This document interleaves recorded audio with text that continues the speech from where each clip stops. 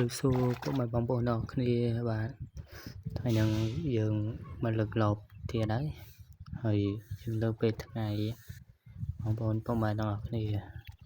យើងកន្លោះកជួឃើញថាមានត្រីហើយយើងដាក់វាឲ្យទៅវាចូលទៅប្រើមកខាងដើម្បីយើងស្រួលស្រាយអញ្ចឹងណាពុកម៉ែបងប្អូនហើយយើងលើកទៅវាបានរៀងមួយថ្នាក់ដែរប៉ុន្តែស្អីខ្ញុំខ្ជិលតន់ច្រកហើយគណៈលើកខខ្មើដល់ហើយរៀងដូចកចាញ់ជែកហើយកំពុងកសៅមើលថាកន្លែងហ្នឹងមានត្រីអត់តែកន្លែងហ្នឹងវាច្រើនវាចូលតាត្រីឆ្លូអញ្ចឹងពុកម៉ែបងប្អូនត្រង់កន្លែងនេះខ្ញុំរើអាលបដែលខ្ញុំចង់ហ្នឹងគឺជួសយកត្រីហើយពងស្រាយមើលស្រាយចាក់យកត្រីអញ្ចឹងណាចាក់ហើយគ្មានអីទេកាលវាយកត្រីហ្នឹងឯងតោះមកយើងទៅមើលមកខាងទៀតដោយសារមកខាងទៀតហ្នឹងក៏សម្បូរត្រីដែរនេះជួសមើលតែសម្បូរជាងនេះសម្បូរខ្យងហ្នឹងមកខ្ញុំនេះបានហ្នឹងស្រាយចាក់ហើយនោះខ្មាញ់ដៃខ្មាញ់ជើងអីហ្នឹងក៏យកត្រីហើយដើរមកវិញរៀបចង់លបចង់អីវិញអញ្ចឹងណា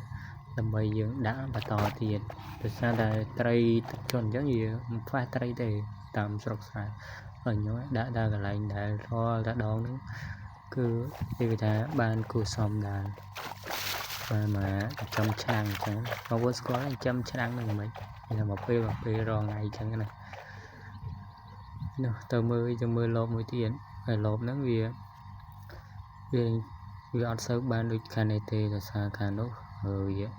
វាចិត្តមកទៅពាំងវិញអញ្ចឹងត្រីវាអត់សូវចុះប្រឡោះនឹងអញ្ចឹងវាទឹកសាច់ពេញបឹងអញ្ចឹងត្រីវាដើរពេញសាយបឹងហើយបើយើងទៅដាក់មកប្រឡោះតែទឹកហូរកន្លែងនេះគឺអត់បានទេហើយសារតែអត់មានអ្នកកាន់កាមេរ៉ាអោយលើកតែហ្នឹងពិបាកមែនតើត្រីដើរទៅធ្លាក់ទឹកអញ្ចឹងណាហើយនេះទៅខ្មុកខ្មាញ់ម្នាក់ឯងកាមេរ៉ាដាក់ចោលនៅជាប់ដើមឈើនោះកំពុងកសៅហើយយើងលើក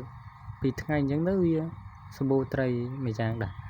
សួរអាត្រីចង្វាអញ្ចឹងណាតែបើពេ